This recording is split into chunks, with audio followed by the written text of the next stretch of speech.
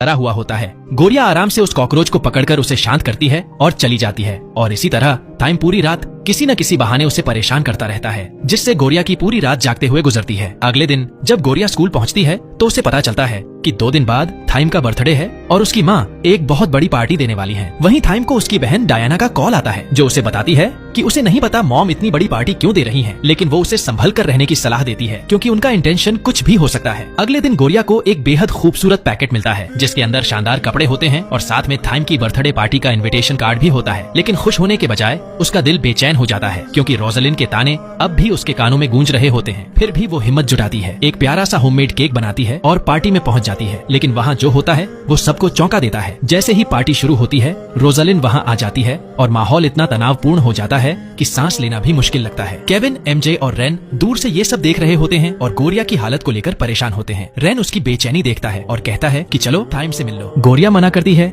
लेकिन रेन जोर से उसका हाथ पकड़कर उसे उठाता है और सबके सामने ले आता है। टाइम उसे देखता है, मुस्कुराते हुए अपने गेस्ट से माफी मांगता है और उसके पास चला आता है। गोरिया पूरी तरह नर्वस होती है, उसकी नजरें टाइम से मिल भी नहीं पा रही होती और तभी रोजलिन सबके सामने ऐसा ऐलान कर देती है जिसे सुनकर वहाँ मौजूद हर कोई सन्न रह जाता है। उसी वक्त एक लड़की भागती हुई वहाँ आती है, पैर फिसलता है और वो सीधे गोरिया पर गिर पड़ती है और तभी रोजलिन सबके सामने वो राज खोल देती है। वो लड़की कोई और नहीं बल्कि थाइम की मंगेतर थी। पूरा माहौल सन्नाटे में डूब जाता है, सबकी नजरें एक साथ गोरिया पर टिक जाती हैं। उस लड़की का नाम था लीटा। थाइम खुद भी हैरान था, उसे यकीन ही नहीं हो रहा था कि उसकी माँ ने उसके लिए शादी तय कर दी है। उसी अफरा तफरी में एमजे जल्दी से कार की चाबी फेंकता है और कहता है कि वो गोरिया के साथ वहाँ से भाग जाए, लेकिन कैमरों की फ्लैश और भीड़ भाड़ में थाइम गलती से गलत हाथ पकड़ लेता है और गोरिया की जगह लीटा को लेकर भाग जाता है। सिचुएशन पूरी तरह गड़बड़ हो चुकी थी। इसी बीच रोजलिन मौके का फायदा उठाती है। उसने सबके सामने लीटा की तारीफों के पुल बांध दिए और गोरिया का मजाक उड़ाते हुए उसे नीचा दिखाया। रेन ने जब गोरिया का टूटा चेहरा देखा तो तुरंत उसके पास पहुंचा, उसे हिम्मत दी और कहा कि रोजलिन की बातों को दिल पर मत लेना और थाइम पर भरोसा रखना। अगले दिन स्कूल में गोरिया के लिए माहौल बिल्कुल जहरीला हो जाता है। लड़कियां उसे ताने मारती हैं कि थाइम के साथ तो हर जगह घूमती थी, लेकिन अब तो उसकी एंगेजमेंट किसी और से हो रही है।